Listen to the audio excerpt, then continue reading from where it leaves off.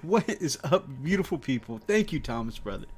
It's Wolfbrother Mythos Kushionada, and what is up, beautiful people? It's Wolfbrother Mythos Kushionada from the channel Frost and Fist, and welcome to this video. This is a live stream where I'm going to be painting up Ephrael Stern from my Sisters of Battle. And I've already mostly got her bodyguard, Kyganel, painted up and ready to go.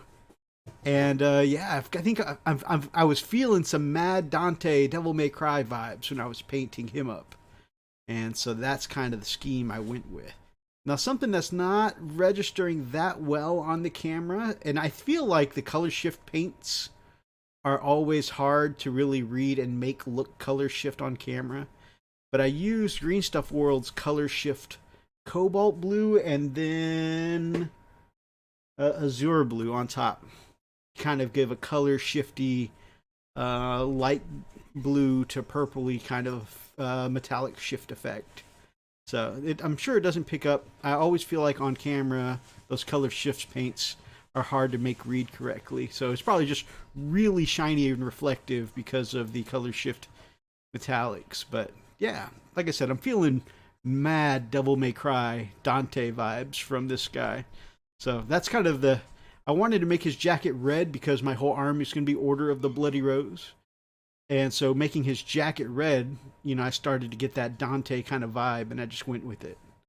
So I feel like he's going to be really cool. I can't wait to use him. I can't wait to use both of them in game. These were a gift from Lily and the girls. And so when you get these beautiful, beautiful models from your amazing wife and kids, you got to drop everything you're doing and make them the next project on the bench. So, yeah, I'm really digging it. Really digging it. Also, I got to try a new green stuff roller doing my bases here. I decided I wanted kind of a neutral, and I might go back and add some rubble to these bases later on, but I wanted kind of a neutral gray.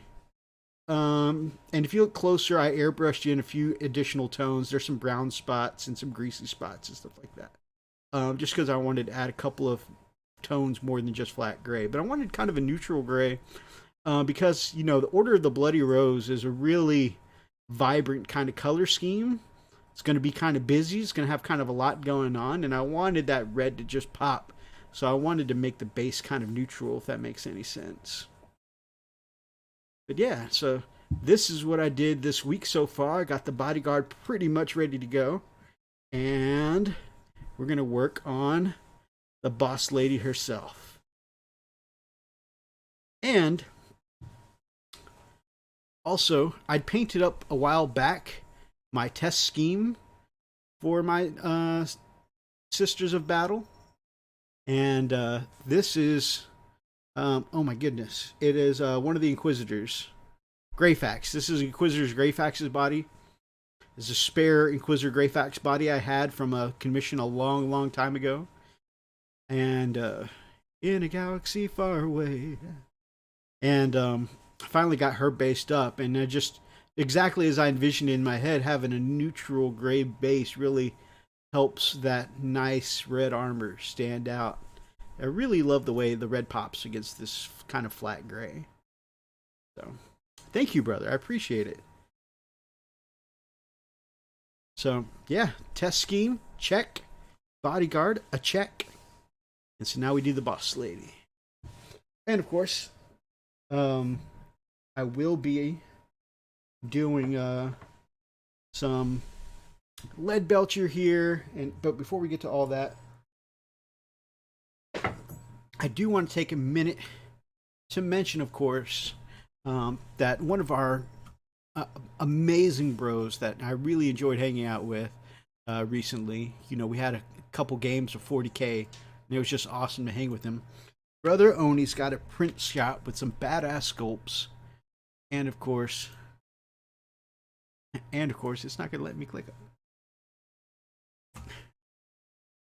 it. The sign into chat button is like right over the Windows Connect button. There we go. All right, there's Brother Oni's print shop right there. If anyone is interested, anytime that you click on Brother Oni's print shop from our link, you get a little Frost and Fist discount because he's one of the bros and he takes care of us.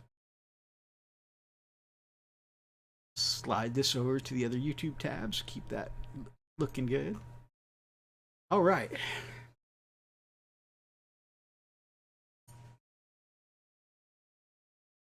Working with metallic, so I'm going to be using Ghost Brush, one of my favorite brushes.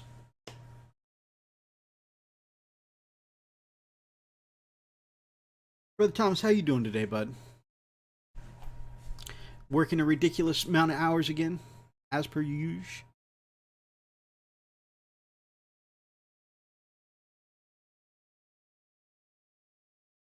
By the way, last week, it was brought to my attention that my previous streaming setup, or not last week, but the last time I streamed, my previous streaming setup was kind of dim, kind of dark. And so I went ahead and got 2 new lights installed here at the hobby desk. Got them got them set up here at the desk, positioned, and of course, you know, it's a new setup. I tried to do the X kind of shape with the lights, so that way it shouldn't cast too many shadows. But you guys let me know how it looks. Hopefully it's an improvement to the way it was before, because I didn't really realize how dim it was before until it was pointed out to me. But once I went back and, you know, looking at it through OBS is one thing, but going back and looking at it through YouTube is something else. And I was able to see, Lily pulled it up on her phone and showed me how dim it was. So that's why I went ahead and got these lights installed.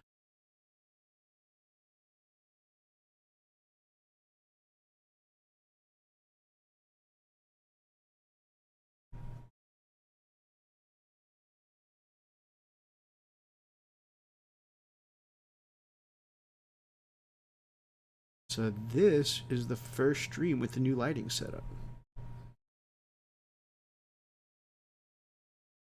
It over brightens my face just a touch, but the focus is really, you know, on just whatever I'm painting at the time. So it seems to brighten up the model pretty nicely.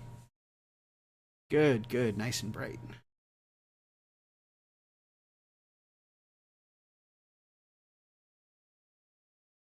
So a little thing here. Not only did I bring my test model here so that, you know, I could show you guys my test model, but kind of a good point of reference for wanting to paint things like the test model. So like I've got this shoulder trim here I did in silver, so I'll be going back and doing it in silver on here.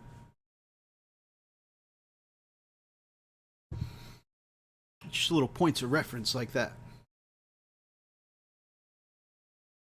I was a creature of the darkness before.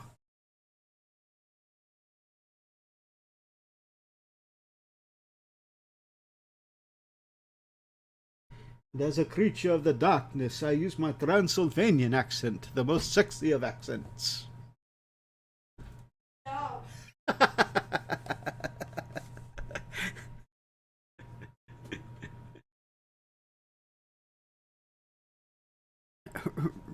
Rick Smith, good evening, my brother. Good evening, good to see you, my man. Got a couple of legends here tonight.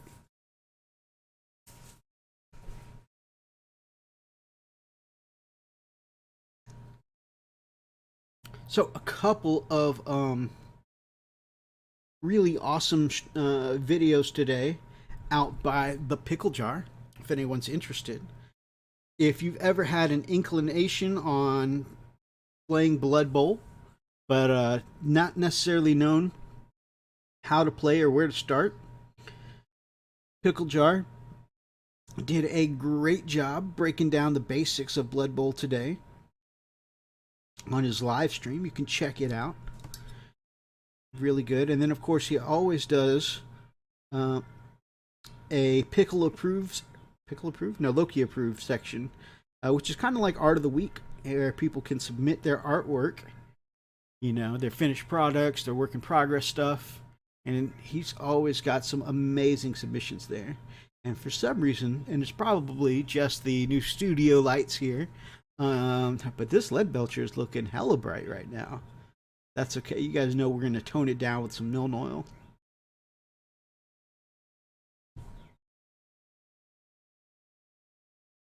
So, yeah. And you know, I've never really been interested in blood mold myself.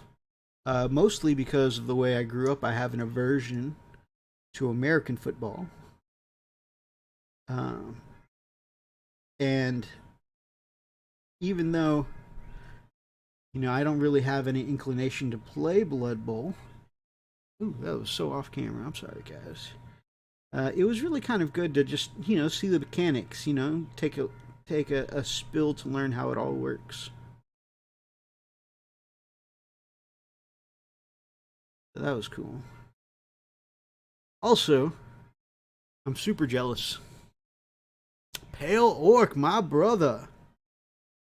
Guys, Pale Orc has had some really cool showcases lately, and I really like those scrap jets you showed off. I've been kind of wanting me some Gear Guts scrap jets myself. I think option B, the one with the closed canopy, was my favorite so far. But yeah, I definitely want me some of them.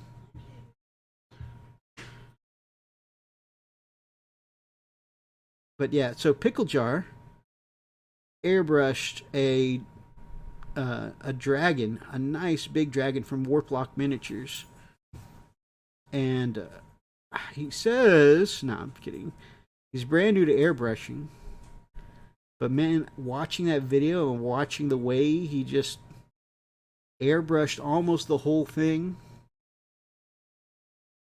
the way he just put in all his highlights, hot spots, zenithals, doing things like taking the airbrush and you know, feathering some hot spots in the center of the wings and stuff like that to create bright points. I mean, he was doing some stuff that took me quite a while to learn with the airbrush. It was really cool to see.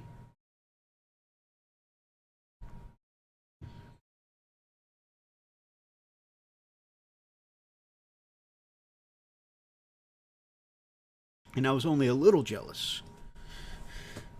Yeah, man, it was a great stream. I never touched Blood Bowl and probably won't play again after the birthday bash, so needed some coaching. Yeah, man, I totally get that, and it can be a little nervous jumping into a brand new game, especially going to a place where everybody else knows the game.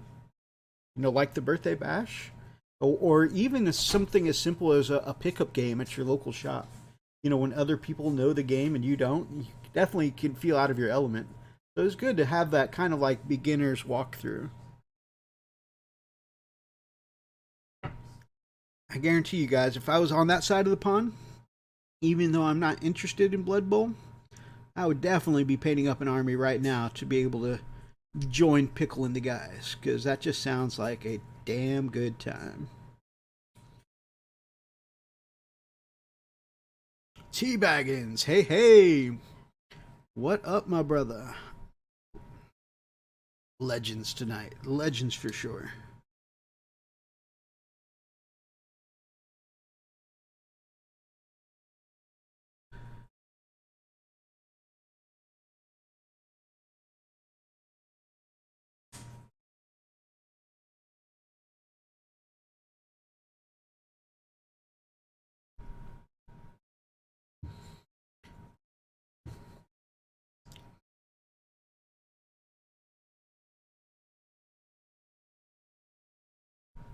I have played one game of Blood Bowl before.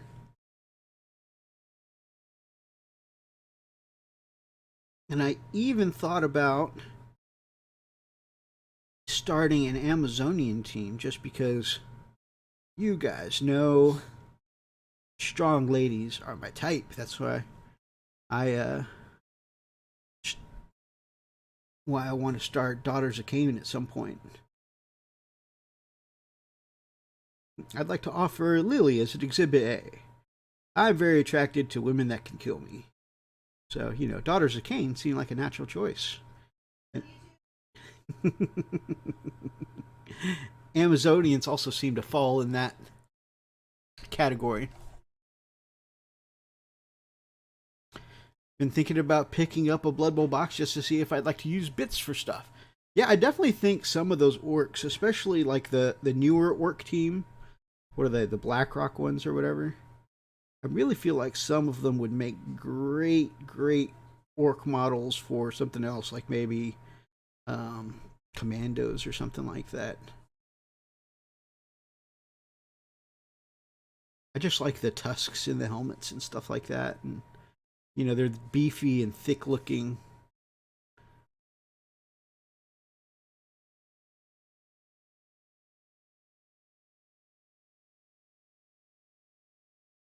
Again, y'all, I'm really not used to these studio lights. Like, I swear I've never seen Leadbelcher this bright before.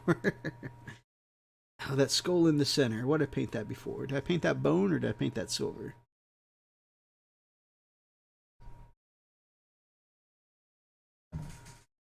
Painted it bone.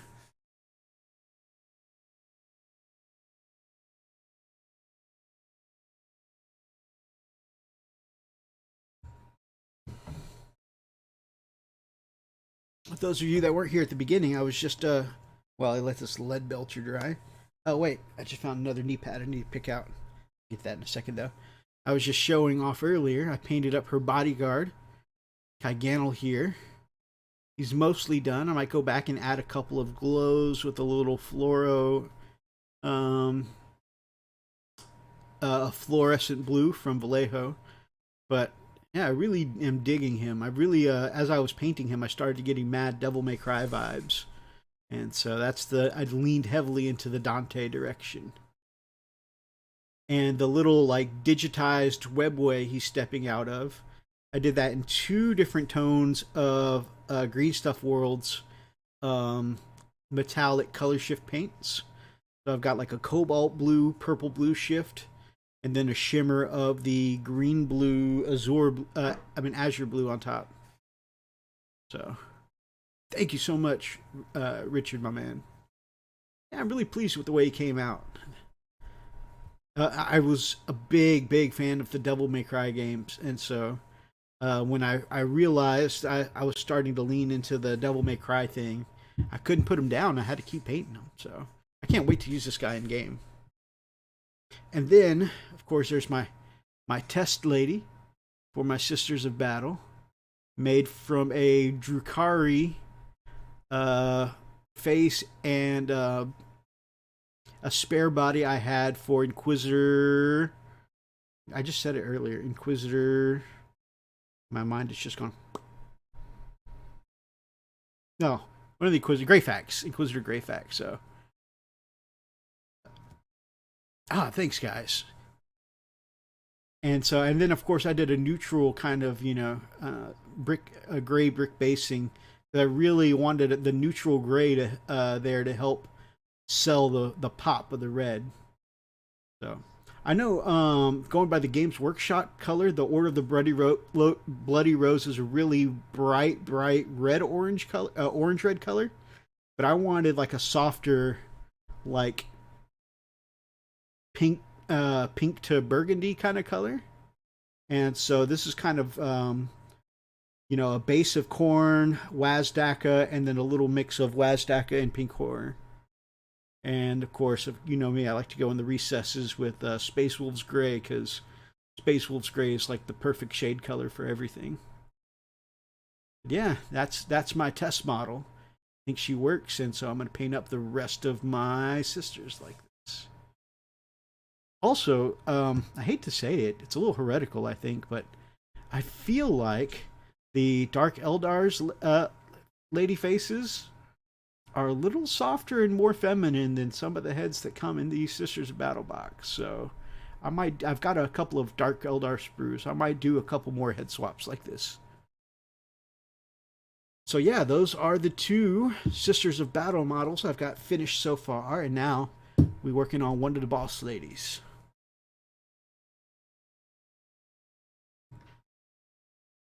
And these were a gift from my lovely Lily and my girls.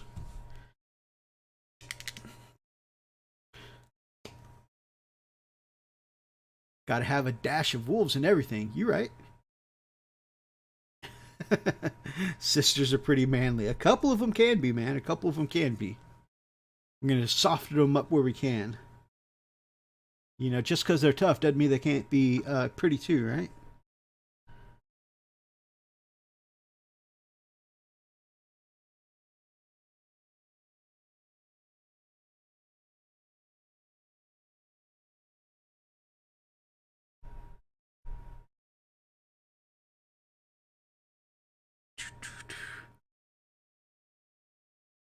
Tack.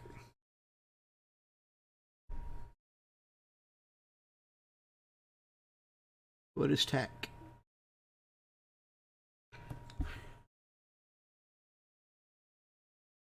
Take a jeweler's file to them chins.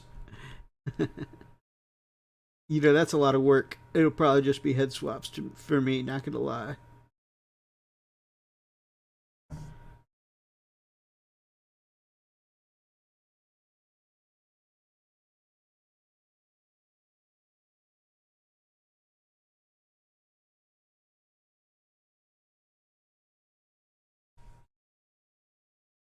Can't type with my thumbs, so I'm old.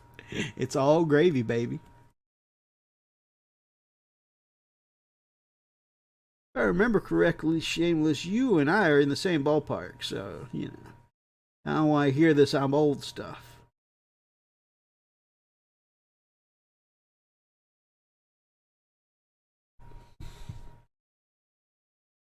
Lupus, my brother. For us.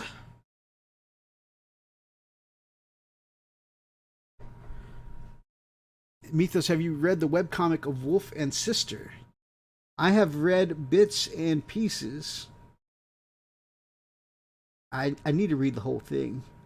Basically, I read the segments that I find on Instagram from time to time. I haven't actually tracked it down to actually read the whole thing.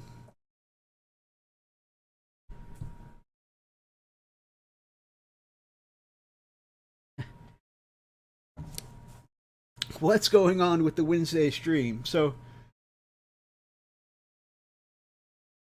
for the last few weeks, I've been doing a Wednesday stream just to get some painting out of the way. And I had a few consecutive Wednesdays under my belt. Although that's going to be changing here soon because got a lot of travel in my upcoming future for work. And my travel seems to be taking me on Wednesdays as part of my upcoming travel. So just as I'm finally starting to build up a rhythm of Wednesdays, this whole July is going to be full of Wednesdays on the road. But that's part of what I do. I'm a national level corporate manager. And unfortunately, that means when shit hits the fan, I got to go out and cross the country and meet with clients and check on the sites and stuff like that. And man, it's only been a couple of days. Monday, honestly, was pretty quiet. But the rest of it, shit has hit the fan this week. And so I've had some downtime in June. July, they're going to work the hell out of me. I've already, very professionally, of course, already been in a shouting match with another manager this week. Oh man, it's been a week, let me tell you.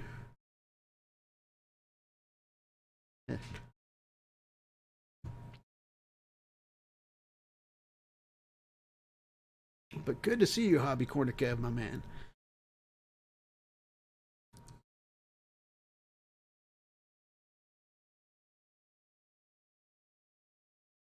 Man, Kev, I have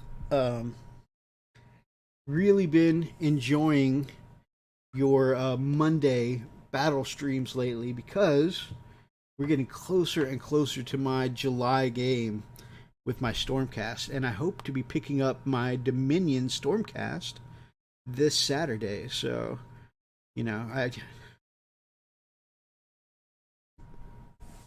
I am ready to, you know, take them to the field of battle, and hopefully I can get some successes like your Stormcast have had lately.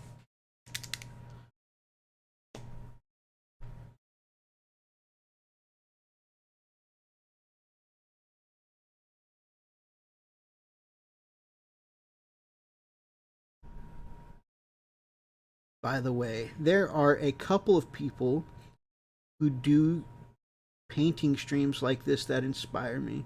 And I use the phrase like this loosely because they honestly do the painting streams much better than I do. But Hobby Corner Kev there is definitely an inspiration for the painting streams because he does a painting stream every single Friday. And, oh man, he does them really well. So definitely an inspiration for the channel here. Yeah, back in the corner, Mythos. Don't blame me if you lose. I'm not playing 3.0 rules. I mean, but watching you, at least I'm getting some foundation of the rules, right? It's better for me to go in needing to update a few rules than to go in completely blind, I think.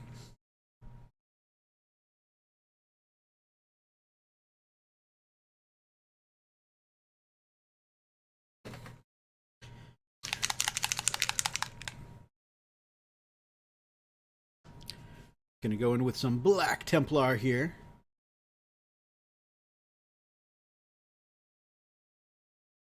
Man, I went to prime my, you know, so I've got my first 12 Stormcast painted up, based, ready to go, all sprayed down, all the good stuff.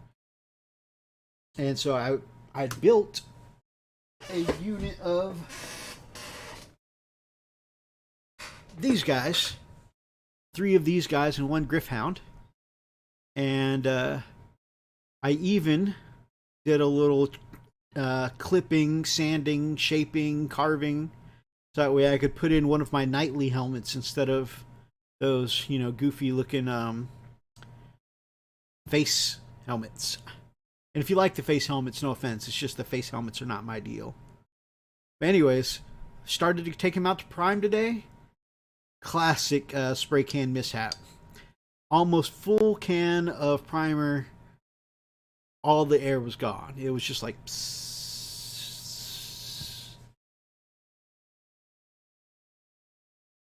I had to get some more primer this weekend for sure.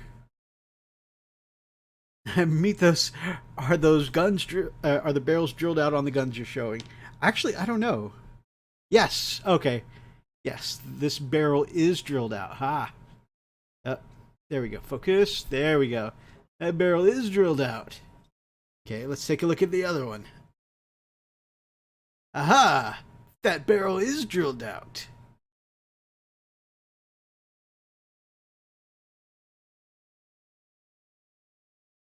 Ah, custom sister heads.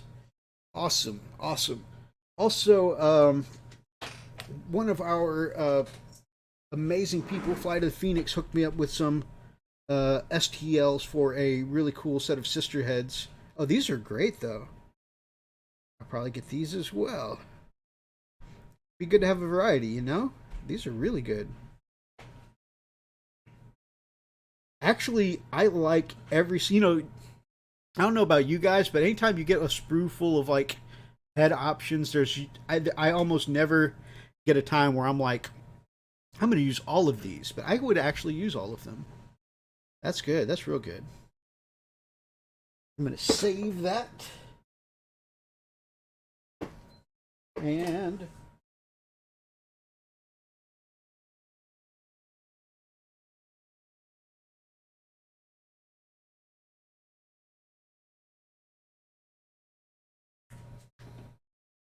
there we go. Let's see. Oh, drilled out on the guns I'm showing. Oh, no guns here anymore. No guns. They have all They have all shrank down and gotten flabby. Stumbled across her work the other day and had to save the post. Yeah, those are great. Like, I would use every single one of those. Drill those barrels, kid. Don't be an Elston about it.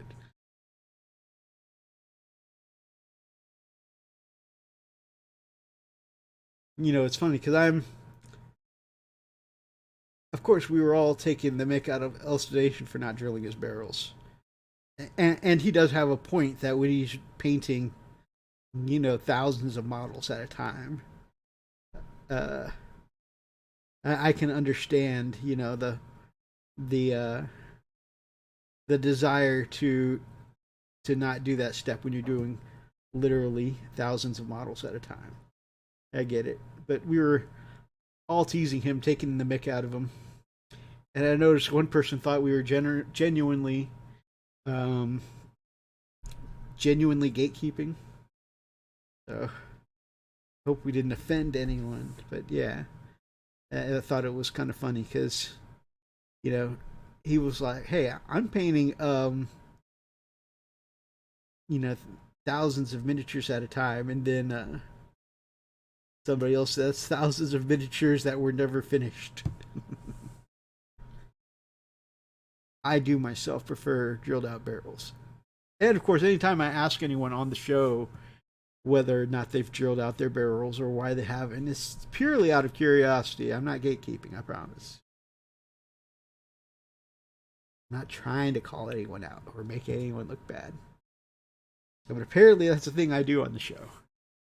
Sounds like heresy to me. He chooses to paint up 16 million points at once. This is true. This is true.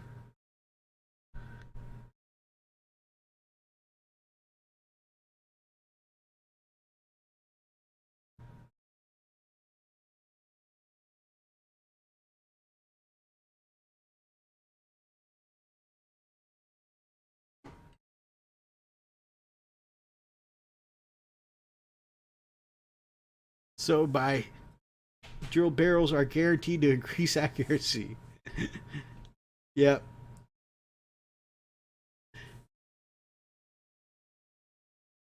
That's always the first thing I think of is, but where did the bullets come out?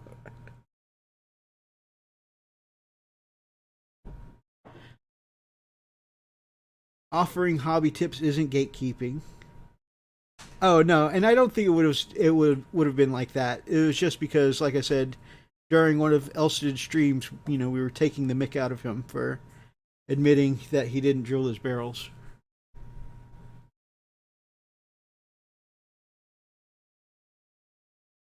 Just some light teasing. Or maybe not so light teasing. You know how friends get.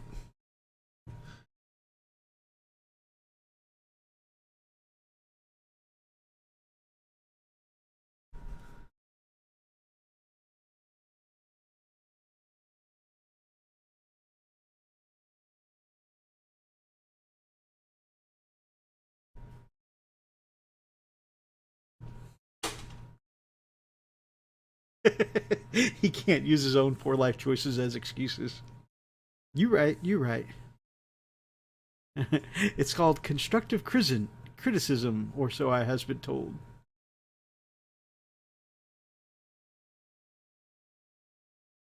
That's true. That's true.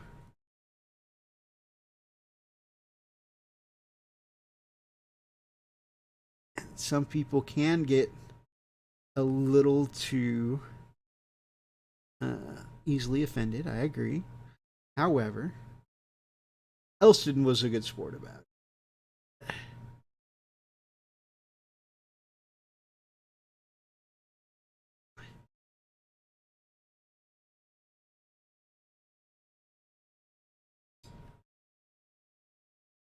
Now we have a little cycle.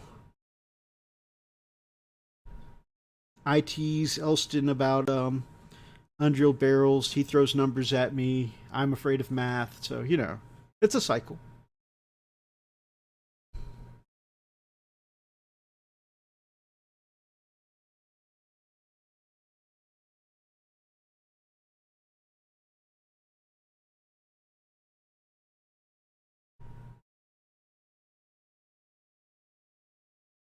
Man, telling you, I would probably, make some kind of deal with a Crossroads demon to be able to kick out the amount of painted work that Elston is able to, with the quality that Elston can kick out.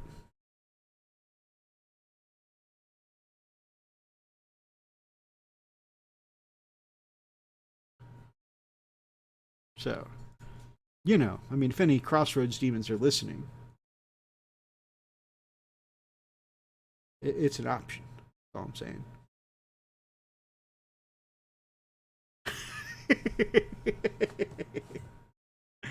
Richard Smith, he's a terrible person, is what I'm saying. On par with some criminals.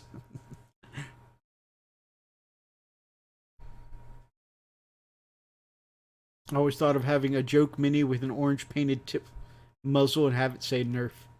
That would be funny.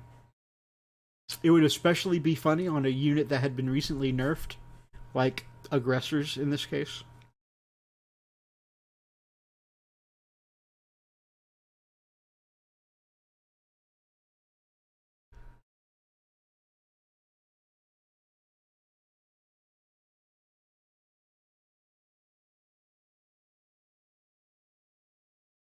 All right, so I got my Reds airbrush. Come on, let's focus back in. There we go. More criminals had guns without drilled barrels, that'd probably not be as intimidating. How did you lower the crime rate in your country? We stopped drilling barrels.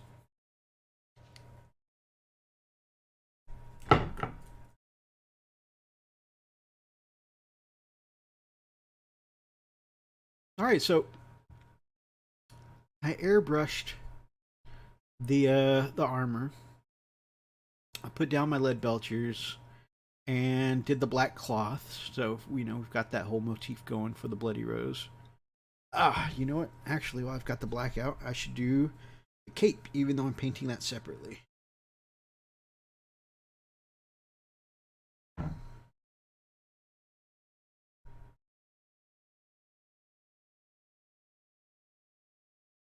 They'll just hit you with it. An orc crumpin'.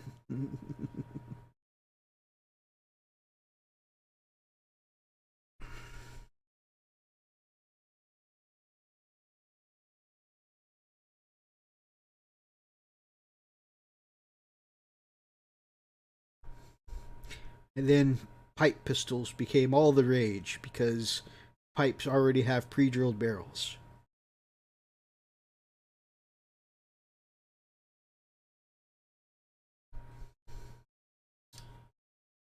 My mind immediately goes to Fallout anytime I think of pipe pistol. But when I got into security, part of our security training involved, getting to see videos of actually videos and demonstrations of what you call contraband that we've actually confiscated before. And getting to see an up close an actual pipe pistol is an interesting thing, because it really does look like a hunk of junk. And I was amazed to find out that the thing actually worked.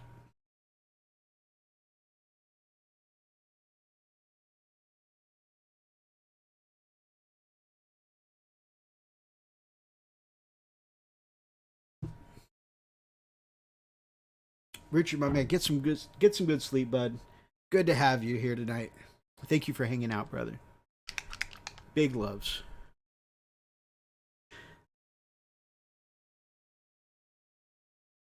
Your mind immediately went to Fallout as well. Very nice.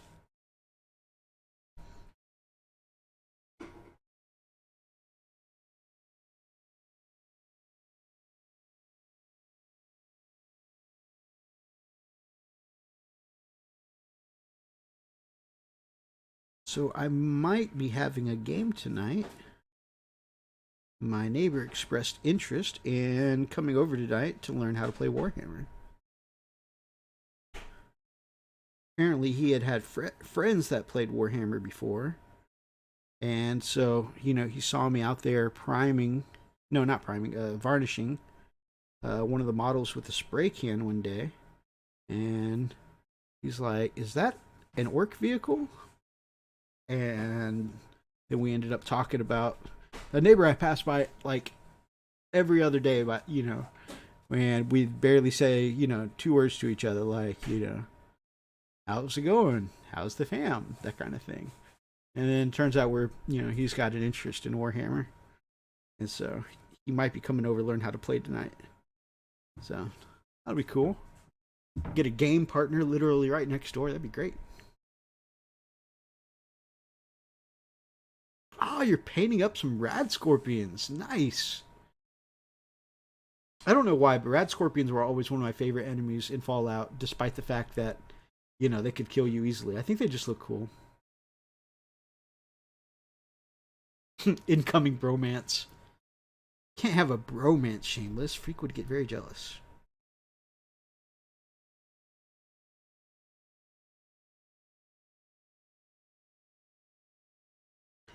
Warhammer's part of Fallout the way I play it with mods.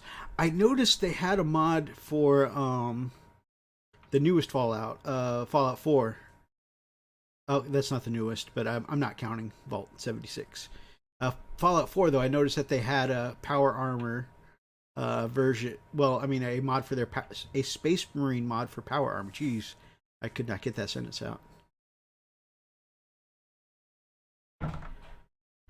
So I'm pretty stoked about that. I haven't gone back and played it since I saw that one, and I never got around to finishing Fallout 4.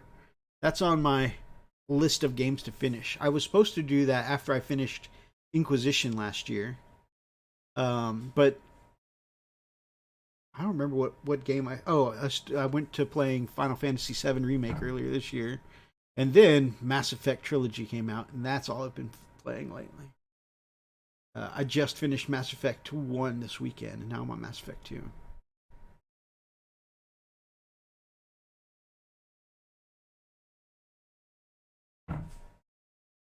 That's another thing I'm going to fall behind in, because I can't take my PlayStation with me while I'm on the road. Nice. Space Wolf power armor. That's like how I found my last 40k buddies at university. I sat down in the cafeteria and caught a sentence that ended, "So I think I want a Land Raider." Nice. Nice. Very similarly, but with World of Warcraft, that's how Freak and I became friends. We were at work, and something that one of our officers had done came back and bit us, and I was showing Freak how to do something at work. I was one of the managers, like an assistant kind of manager, and he was the major, which was assistant to the site security manager. And apparently it ended badly. I don't remember what it was anymore, but I do remember that I was supposed to show him something, but like I showed him the gist of what to do, but this was like one of those one-off things that don't usually go wrong that kind of way, so I didn't think to pass it on to him. And so he was like, "Well, I told the officer to do whatever, so I'm gonna take the hit for this one." And I gave him the tilt. I said, no, I should have told you to do that, so I'll take the aggro on this one." And I turned and I start to go in the boss's office. He's like, "Wait up, what's that? What? Did you just say aggro?" "Yeah." "You play World of Warcraft?" "Yeah." Next thing you know, like both of us were like pretty professional to each other up to this point. We just didn't let our inner geek hang out at work because we were both in security. And when you're around normies, you got to kind of act like normies in a professional setting. And yeah, after that, I mean, we just totally started geeking out with each other. Oh, I need to see the bolter in Fallout. I rearmed the Minutemen to look like Kriegsmen. Nice. That's so cool. Generic Brotherhood soldiers as guardsmen. If it looks like I'm not painting anything, it's because contrast paint takes a while to dry, and I'm literally just holding this cape in front of this desk fan. Just ran into the management office. Leroy Jenkins.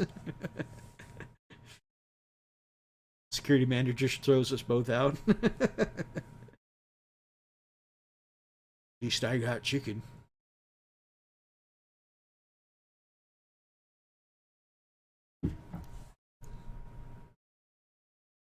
But we ended up doing that kind of continuously. You know, both of us just kind of being the kind of guys that we are. And so anytime one of us would start to get in trouble, usually we would end up together somewhere. And so both of us would try and, you know, take the blame for it. And both of us would try and take the blame for a little while until finally she was just like, you know what? Both of you just get out of my sight. We'd actually both end up getting off lighter than we probably should have.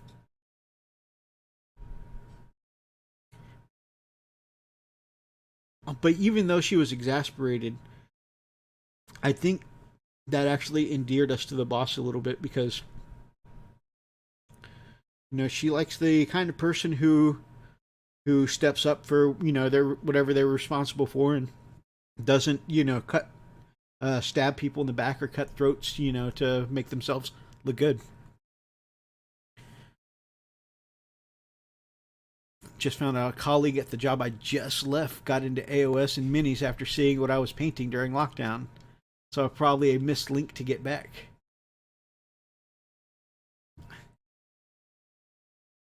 That's a shame. That's a shame. I had a situation like that 2 jobs ago.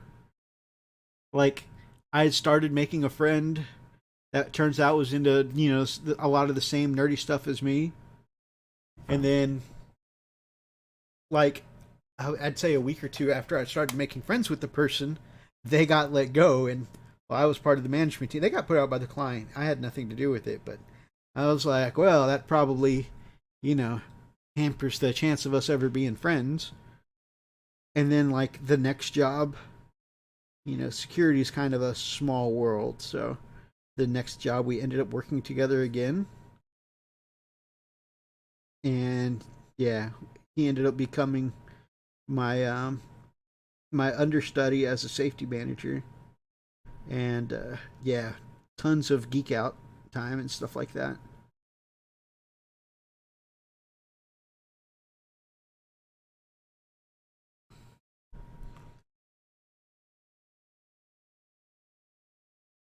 I tried to get him over to the world of Warhammer and stuff like that, but he never ventured that far.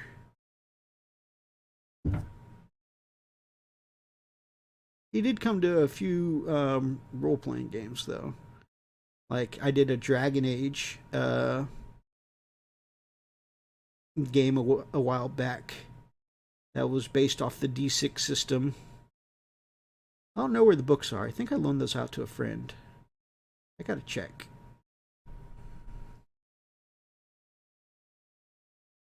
I may have those back.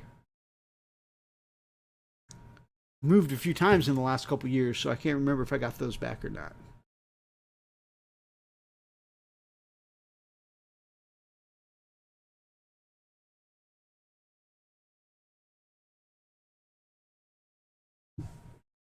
But he ended up playing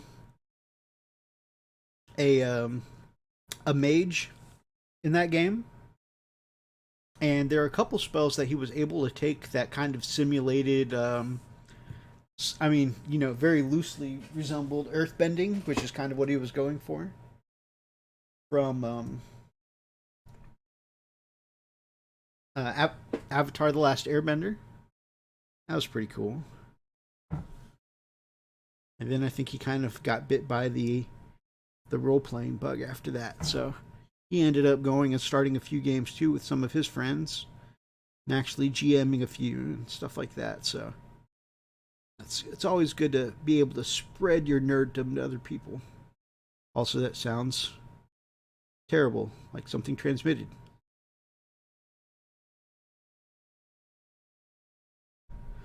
But yeah, sharing the hobby love. That sounds a lot better.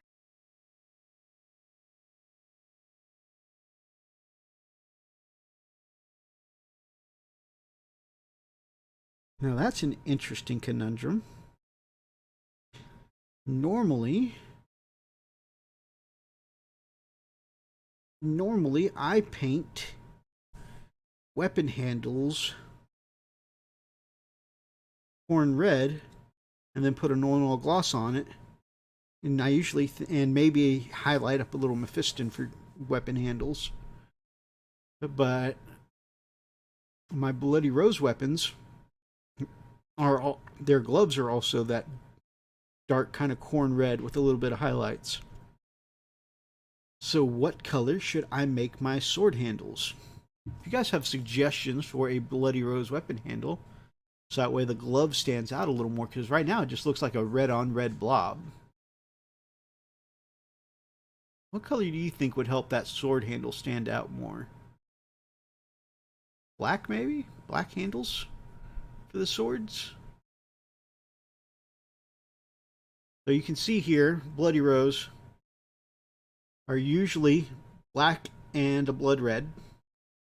Well, I'm going with the corn red and Wazdaka kind of pinkish. Theirs is, the Games Workshop is usually the really bright orange red, like Evil Sun's. Bone, royal blue, grayish white, all really good suggestions. Deep purple. You know what? I think these are all amazing suggestions. But I am going to go with Teabaggins wins tonight. We're going to go with grayish white. And the reason for that is because on the Bloody Rose artwork, they have a tertiary color. Their cloth is usually black, but sometimes it has like a white inside lining, or creamish, or sometimes a light gray inside lining. And I think I'm going to do that, like that inside lining.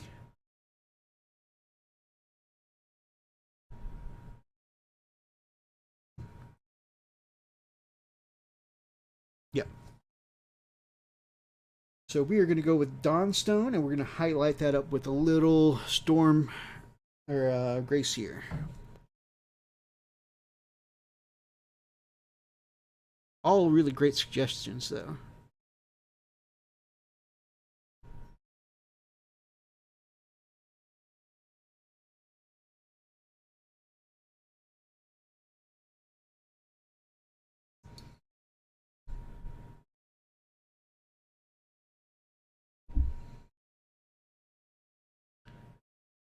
You know, I really like the way that off-white looks with that gold, too.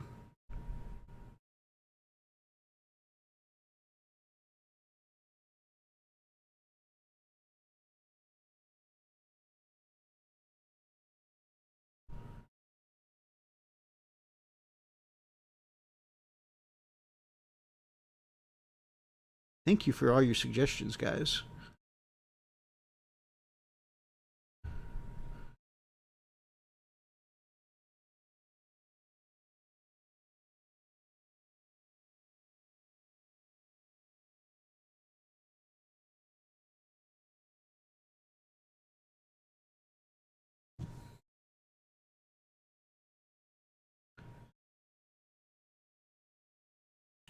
The beads. What color are the beads supposed to be?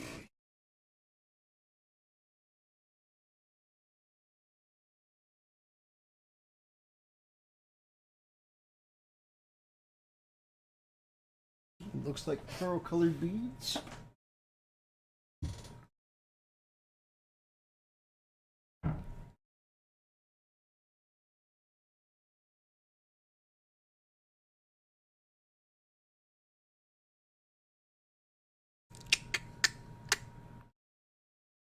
I don't want to do light gray for that one. Or I don't want to go the white for that one too, though, because there's a lot of silver on the armor, and I don't want that to kind of blend in with the gray, so I think I'm going to do bone for these beads here. What do you guys think?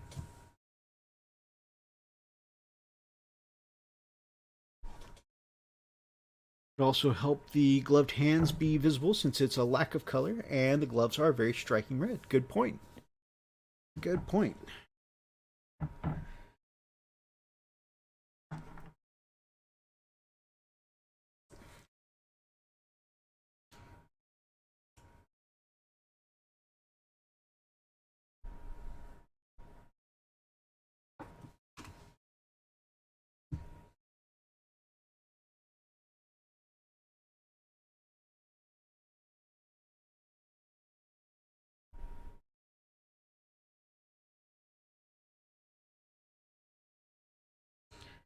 Alright. Not trying to get too quiet on you guys or go too into the focused face. But man, these little beads are tiny.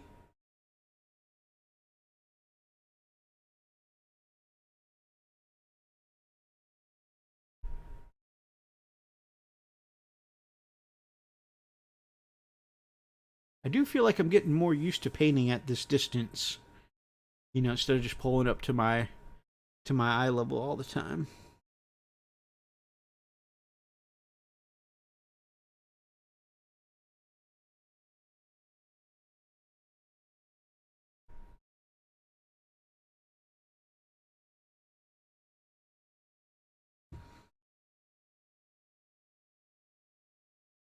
Which is good to know that I'm having completely gone blind.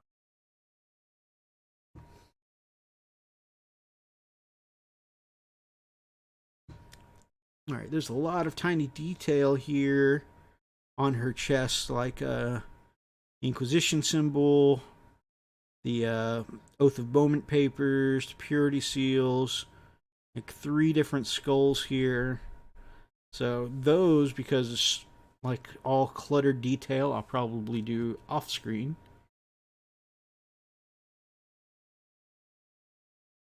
So will be the big model be of this color scheme? Yes. Yep. And they had an Order of the Bloody Rose, but it was in the really bright Evil Sun scarlet color. And plus I wanted to paint one for the channel, so actually that's knocking out these models is good because it's helping me confidently, you know, replicate the color scheme I want before committing it to you know, such a big project. So it's kind of a multi-purpose bit here. I do want to show you guys something. I'm going to very unprofessionally step away from the camera for a half second that I want to show you.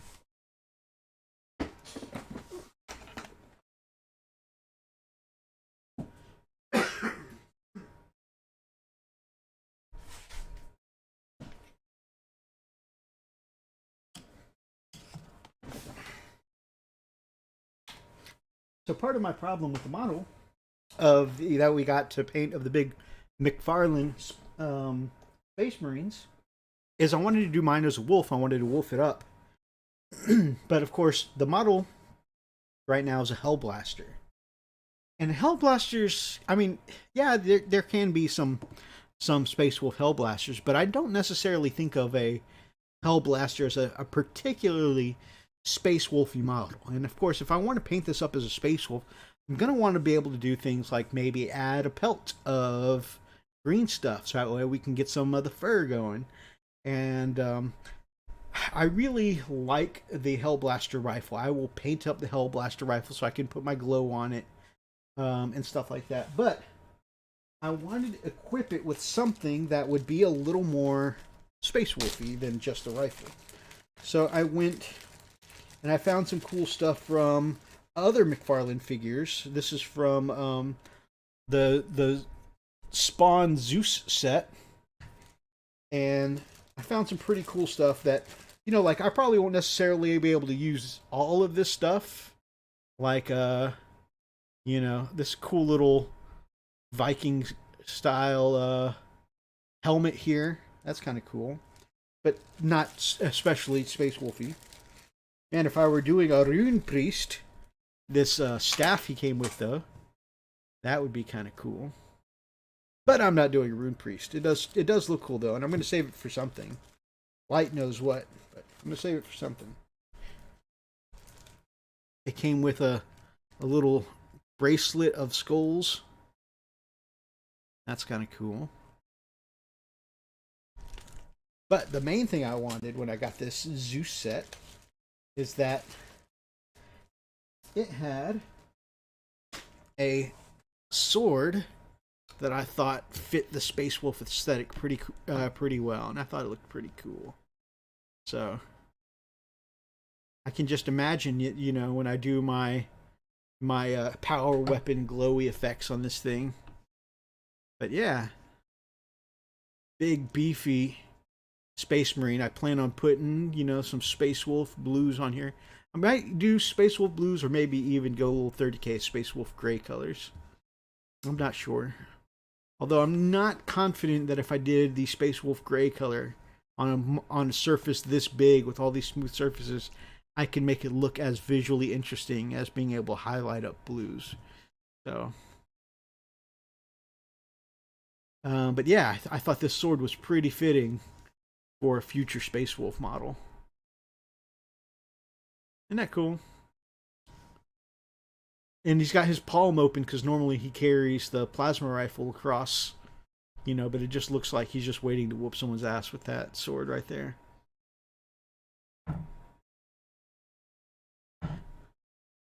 Oh, it's just got the perfect, you know, come at me, bro. Look.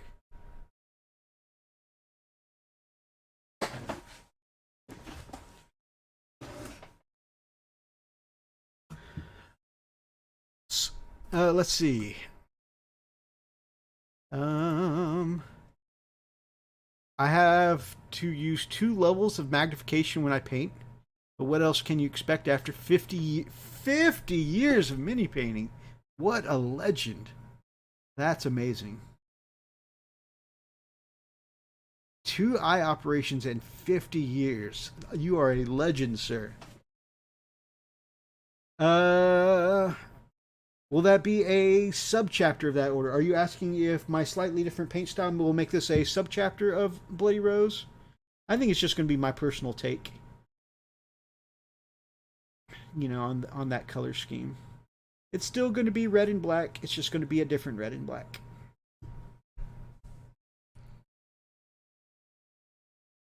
So, yep, I'm super, super stoked.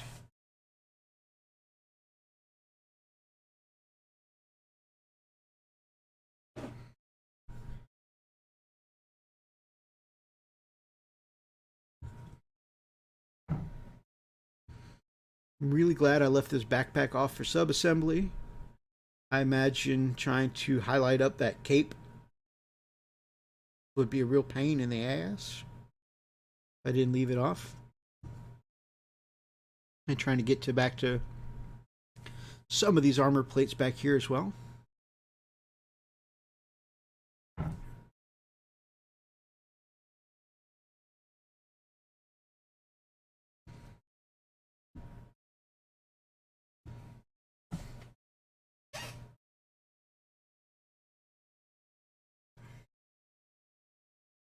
I'm so glad that Ephrael's not locked to the Order of the Martyred Lady, because that would be a shame.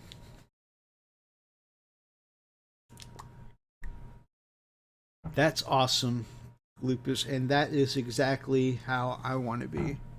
Although I doubt I'll get to 50 years, because I didn't start painting until I was 30. So I don't know if I'll get to 50 years of painting necessarily, but I'm definitely hoping for, you know, that same kind of bit. Where did you get those bits for wolfifying the Space Marine? I just went on to eBay and started Googling McFarlane 9-inch figure weapons. And that was from the McFarlane Spawn series. And that was Zeus from the Spawn series.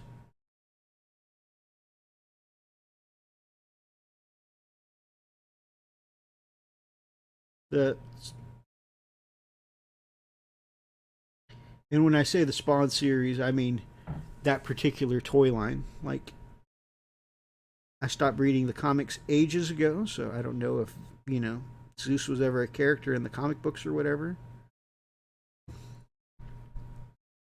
But as far as that toy line, it said it was from the Spawn Zeus series, or Spawn series, and it was Zeus from the Spawn series. Yeah, you should be proud, Lupus, my man. That is a an awesome thing that you are mini painter to the core like that. And I definitely I feel it too. Even though at 5 years I'm still pretty new to this hobby. That's the way I feel inside as well. My wife and I, we always talk about how one day we'd like to get somewhere. We like to watch House Hunters International and stuff like that. And daydream about being able to get to one of these other places. And the families on there always find something wrong with the place. It's like, all right, I gave you everything on your wish list. I know, but it's like a whole 15-minute drive to work. And I'm like, a 15-minute drive? Have you ever lived in Houston? We don't go anywhere unless it takes an hour. But so my thing I always say to the wife when she's like, that house is really nice, is, yeah, but where's the nearest GW? That's my problem. Where is the nearest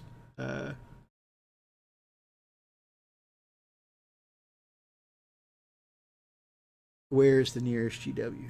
Yes, I am a paint eater. It's funny when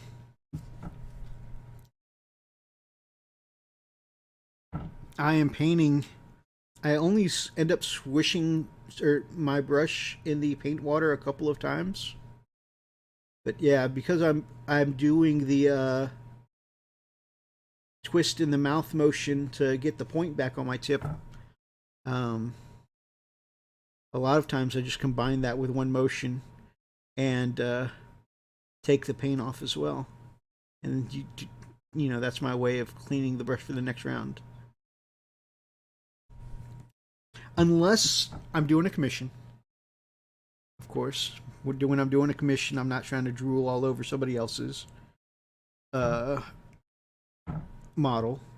And of course, I always, even with my own models, I always varnish at the end. So, it's all sealed off. I'm not trying to transmit germs to nobody.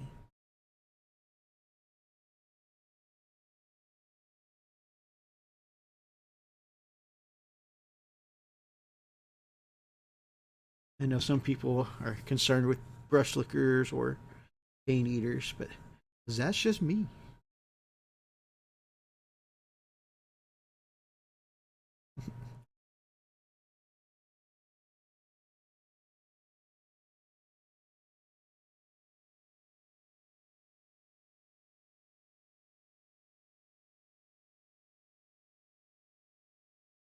Gonna work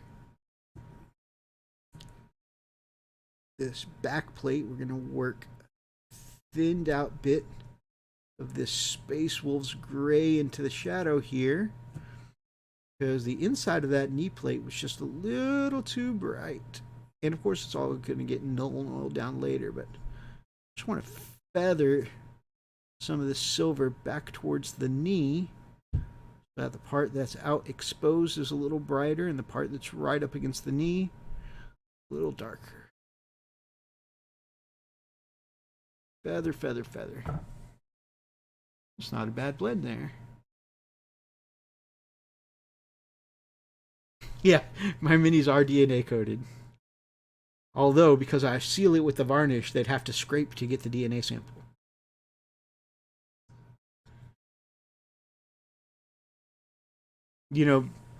I watch a lot of Supernatural, and I listen to / read a lot of Dresden Files, and that would actually,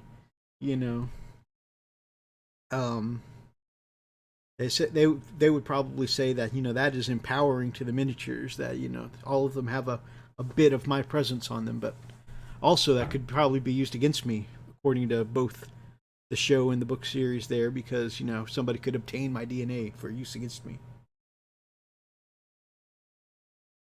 I'm curious if you took a black light to a model you painted, how it would look. That would be amusing. It just glows like a freaking Spencer's store. Spencer's and Hot Topic. That's the other one I was trying to think of. A moment when the whole of time and space condenses into the space between your brush tip and the surface of your mini. It's just awesome. You're absolutely right. You are absolutely right.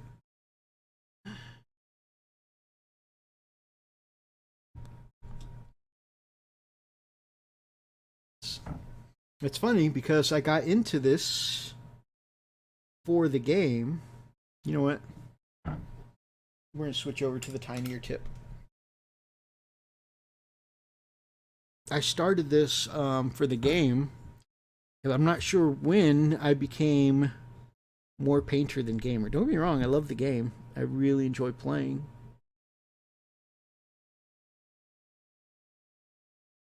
But somewhere along the line, it became all about the painting.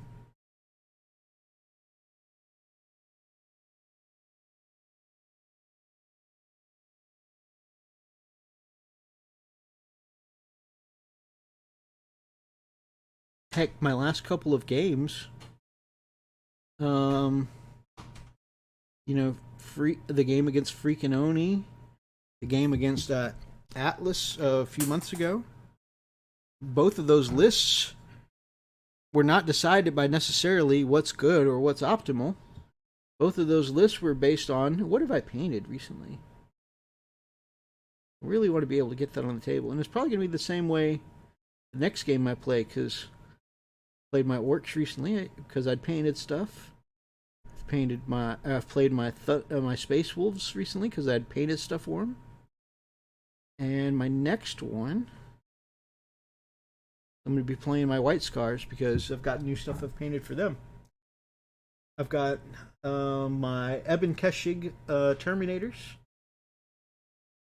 The first unit of them.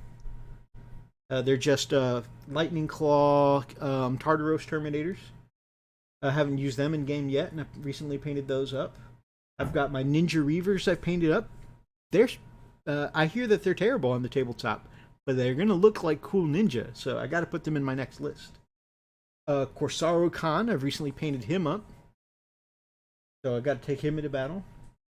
And my Chaplain on bike. So yeah, those are 4 new things I've painted for that army that haven't seen the tabletop yet, so got to put some paint on them, guys.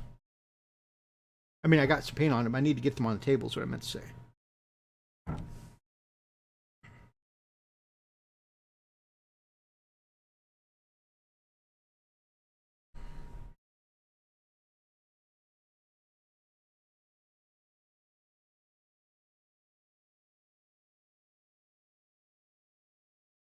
I've only played 3 games this year, I think. Which is actually, I mean, I shouldn't complain. That's probably more than lots of people have gotten to play with all the lockdowns and stuff like that. But not a bad ratio. I've got 2 wins and 1 losses this year. Not that, it's all about winning or whatever. But, especially for just slapping lists together based off what I've painted recently, it's not a bad ratio at all.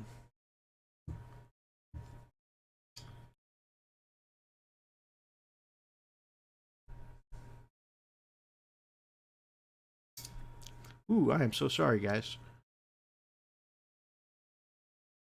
There's an artist in all humans. So some dude said. It's funny. For the longest time, I didn't think I actually had any artistic talent aside from maybe cooking. And maybe some writing. I'd done some decent writing before. But my mom has always been able to draw beautifully. She used to make me my own Super Friends comics when I was a kid because my dad wouldn't let me have comic books. He said, and it was one of his favorite sayings as a drill sergeant, that I needed to get my head out of Fianus's ass, as he'd say. But I really feel like it was just because he didn't want to spend the money on comics, which I understand. But he didn't want me spending my allowance on it either. It was weird. So my mom would draw me Super Friends comics, which I thought was really neat. Very cool of her. And so my mom had artistic talent. My brother Raz, always, since we were kids, been a hell of a singer. And then as he started to grow up, ended up having our musical talents with instruments as well.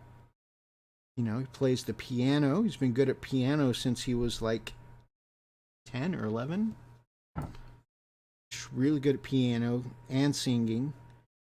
And he's recently said that he's starting to learn the guitar as well. We played some wind instruments for a while, and I played a little bit of ocarina. He played a little flute, and then just because he's got a gift for it, he was able to transfer those flute skills over to the ocarina, and he was able to play that too. I was just like, man, okay, what can I do? I can draw stick figures. Oh, okay. Well, art class at school. I can what can I do in art class at school? I can make clay sculpting. I can make clay snakes. That's about it. Okay, what about and I said I could draw stick figures. So, I didn't have any musical talent. I didn't have any, talent that was identified in art class. I was like, man, it seems like the rest of my family, they can all do something artistic. What about me? Well, the ones that counted. I mean, the drill sergeant was just the drill sergeant. I don't think he ever attempted any kind of art in his life.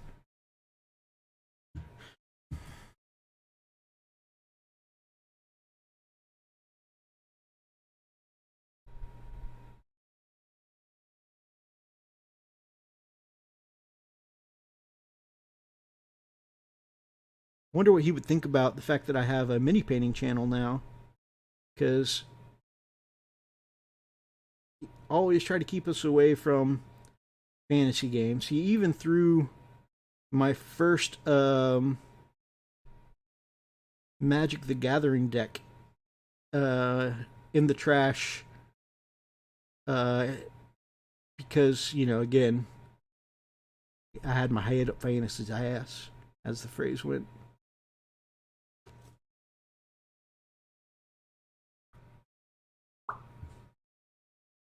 So, the fact that I have a channel around painting miniatures now, I bet he'd be thrilled.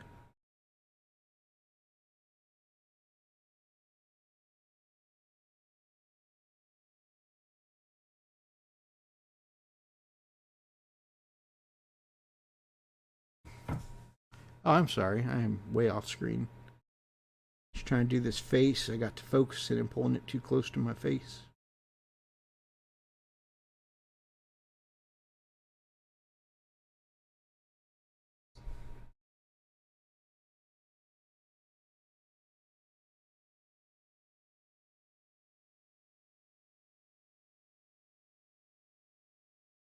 A drill sergeant turned civvies into troopers, so in his own way.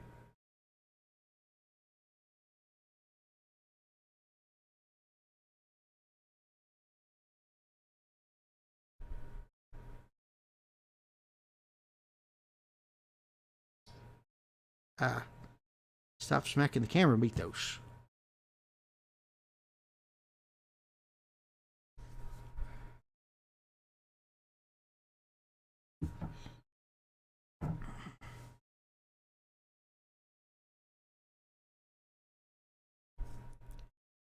Anyways,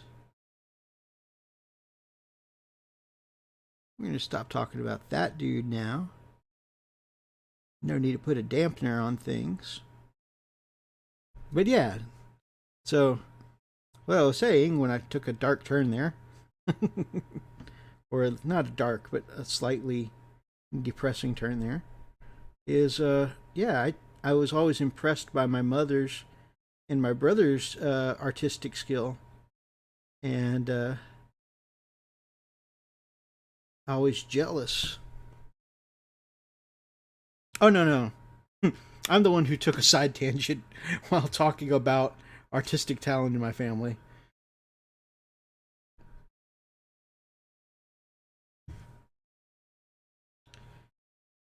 Well, have a great night, T Baggins. Sleep well, my man. Man, just getting I've got highlights down with the airbrush on the red of the armor, but man, with just a base coats on the other colors, you know, the face, the white parts, the silver parts, you know, it's all starting to shape up and actually resemble a battle sister now. But yeah, I was always jealous of my mom's and my brother's artistic talent. So it wasn't until, you know, 30 years old, got into tabletop gaming and, you know, starting this journey that I actually felt like I had any kind of artistic talent.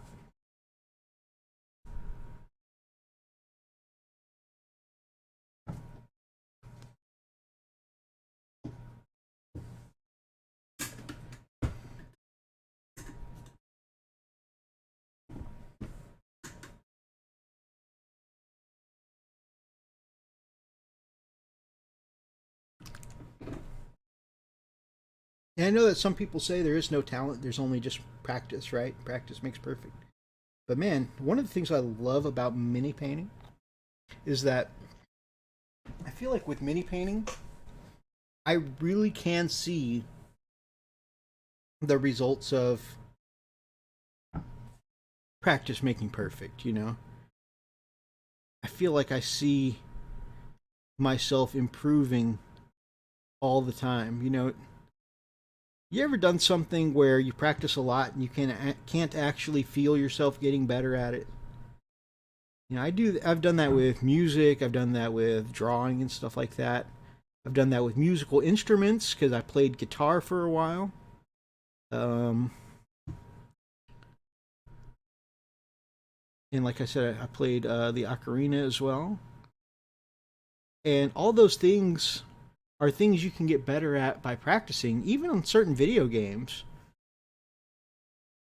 But I never, you know, I couldn't really feel myself getting better at a lot of those. But with miniature painting, it literally is the more I do it, the better I feel myself getting at it. Which is a fine takeaway, I think.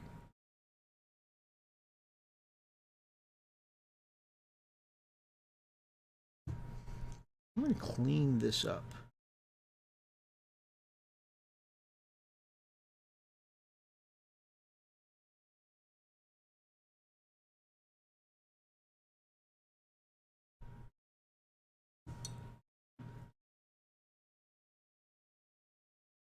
I think this flesh shade is just a little too red browny. I think I want a hint of shadow. I'm going to put just a little bit purple in here.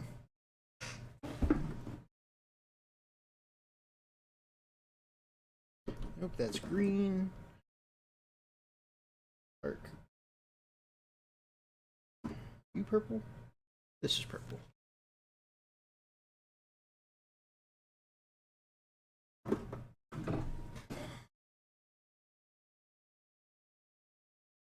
That's looking better. Okay, I like that with that purple one. I'm going to reapply this.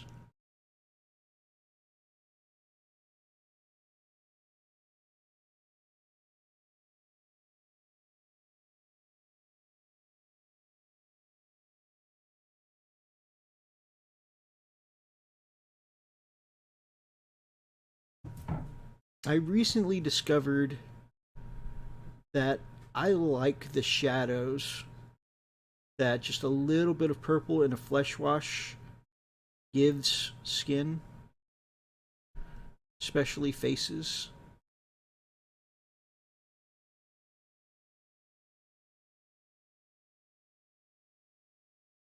It's interesting with this pink overspray from the armor. She's got very anime-ish hair right now, and I actually like it, but come on, focus, focus, focus, focus. I actually kind of like this pinkish anime hair she's got going on right now, but don't worry, I'm going to make it a proper white hair like the character Ephrael Stern has.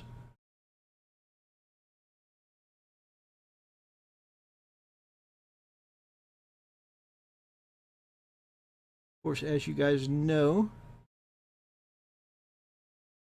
part of doing washes on the face is just making sure that it doesn't gather in flat areas you don't want it, and it does gather in the right spots, like the hollows of the eyes. This left eye is just not cooperating.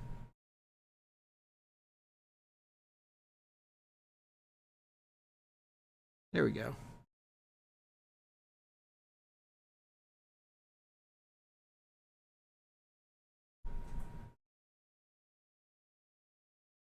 Okay, I think I've got it in the right spot. Now we're not going to touch her while we let it dry. Set it in front of the fan.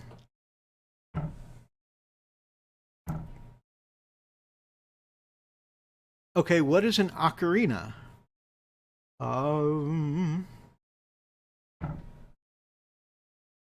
Okay, let's see if I can find a picture of one.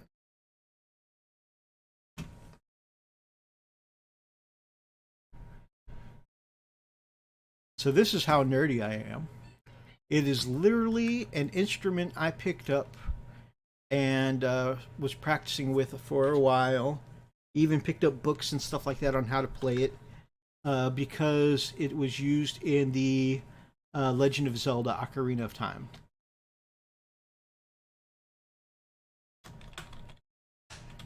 Ocarina instrument. Ah, thank you. Perfect.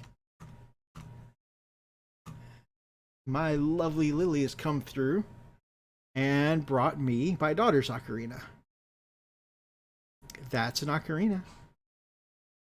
So, fingers go over these holes here. Bloop. Even shift up there. And just like a flute, there's a couple of thumb holes here. And of course, just like a flute, where you put your fingers, what holes you're covering, changes the sound coming out of the ocarina. I have not played one in years.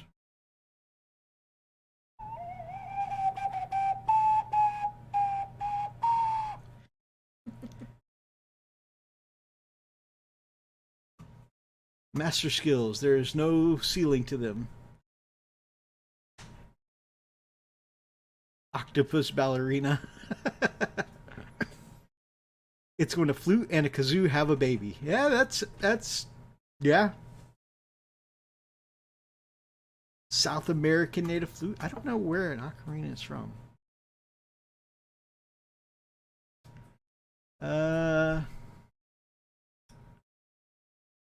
Let's see what the wiki says. It dates back over 12,000 years.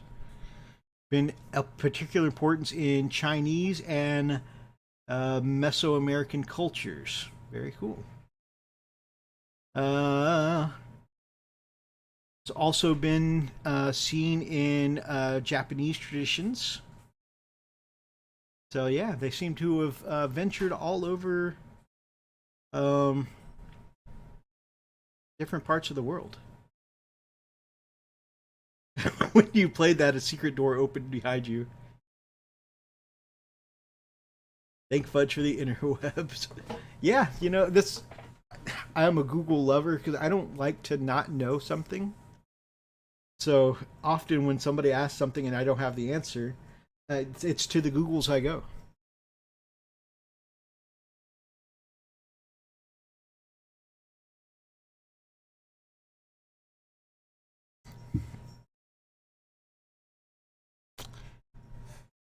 It's still wet.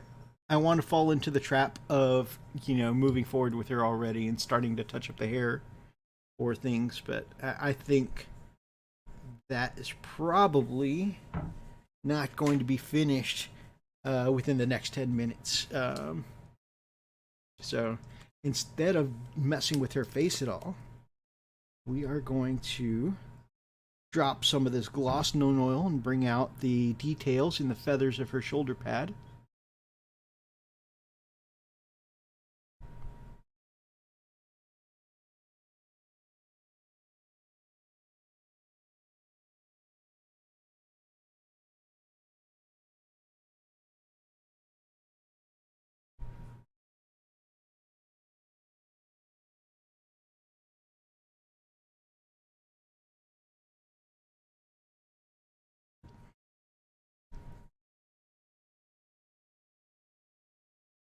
Yep, Ocarina of Time was one, it's still to this day my favorite Zelda, so that's why I ended up having to pick up an Ocarina.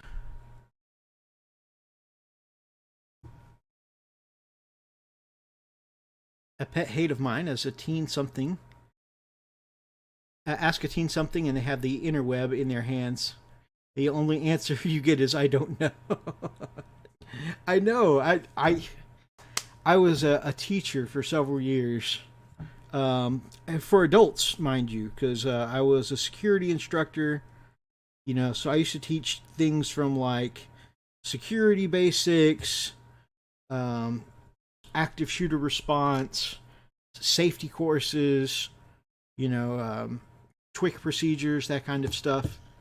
And I used to tell people all the time, because I had so many people just come through and you ask a question and they didn't know anything. And I tell them all the time, this is the age of information. You literally have, all the information in the world at your fingertips. But yeah, I'm right there with you.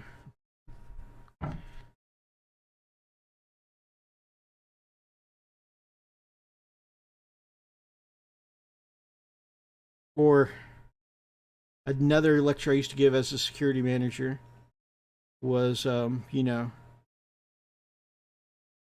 officers who wouldn't dress properly for work. And they'd be out in the elements and they hadn't dressed for it. And they were like, well, how was I supposed to know it was going to be cold today? Or how was I supposed to know it was going to rain today? And again, I was like, man, I catch you on your phone almost every other time I'm at this post. And you've got weather apps, you got weather websites on here, you've got weather radios right here in your guard chat. It would only take you 2 minutes to look at the news when you wake up in the morning. What do you mean you didn't know it was going to rain or it was going to be cold today or whatever it was?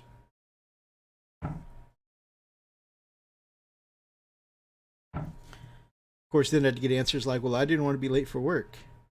Okay, well, you have to be responsible enough to get up for work on time and check to see what the weather's supposed to be like before you work outside.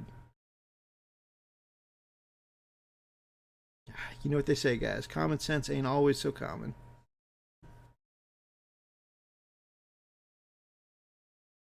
Of course, then again, I have my share of common sense lapses myself, but, I agree. That is a pet peeve of mine. People who spend literally all day on the internet and just refuse to look up information.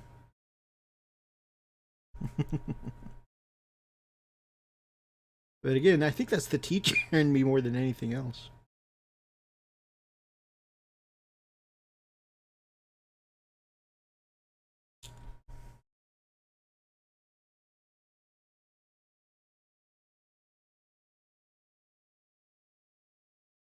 Definitely want to get this glossy null oil. There's lots of nice texture and ridges in the foot panels of this armor. I want to bring out those lines, so I'm going to put some gloss in the recesses here, and then I'll come back and, even though I've done some highlighting with the airbrush, I'm going to manually bring up some of those plate bands on her feet, highlight them up and make them pop a little more. And I'll do the silver little band across the bottom of her corset too, like on the box art. But I'm going to want to be able to hold it close to be able to do that. So for now, we're just going to drop a little bit of Nuln Oil in the recesses of that corset though.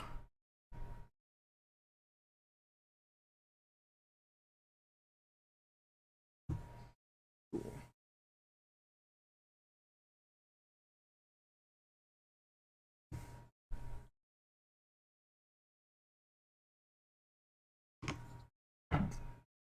Well, guys, I think we've made some pretty good progress for one stream, huh? I think, just like Bon Jovi and Living on a Prayer, I think she's halfway there. What do you guys think? I'm really, really nervous about doing the face, guys, because I've only painted up a handful of ladies' faces before. This one I think I did okay. I've got a couple other ladies' faces I did, and I feel like I've had mixed results. I think hers came out kind of soft and delicate looking.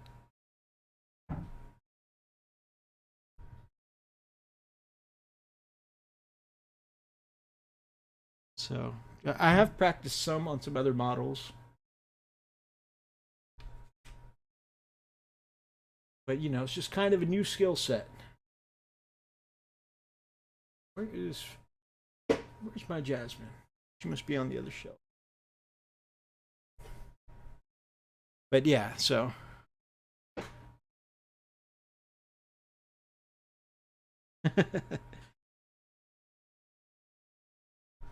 it only seems that way because the big pieces are done, Kaiju, my man.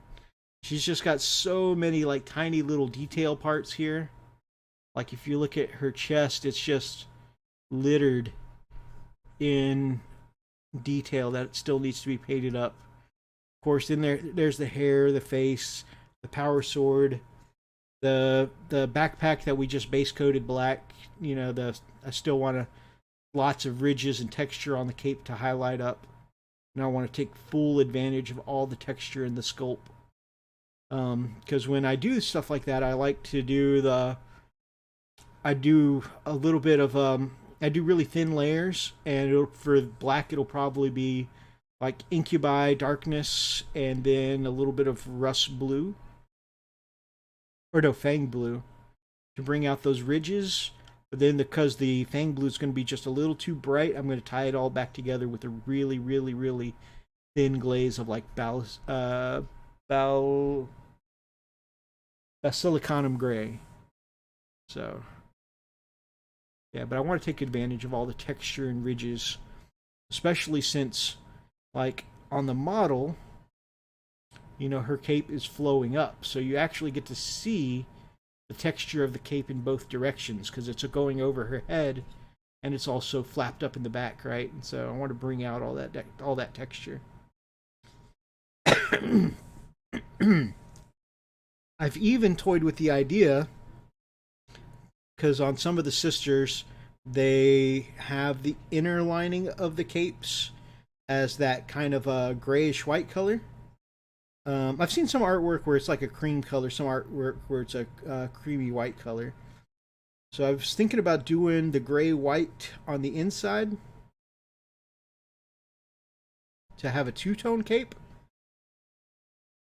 But to be honest, I'm not sure if I could be bothered to do the two-tone cape,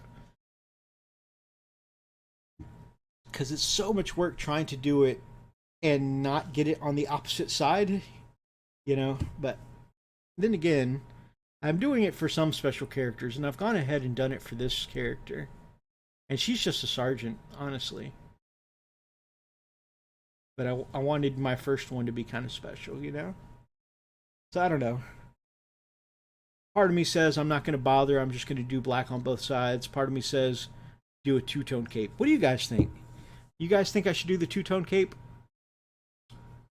You think I should leave it black? Or will it be too plain if I just leave it black?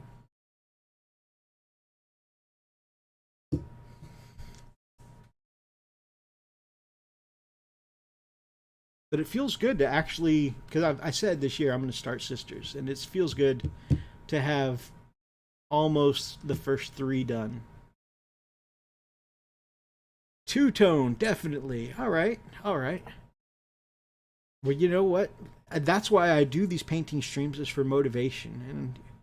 And you know, I think I will take that recommendation and use that to motivate myself to do the two-tone cape. And actually, I think it'll still be really good, because I think I'm going to leave the can't remember the proper term for these loincloths or cloth tabards or whatever you want to call them.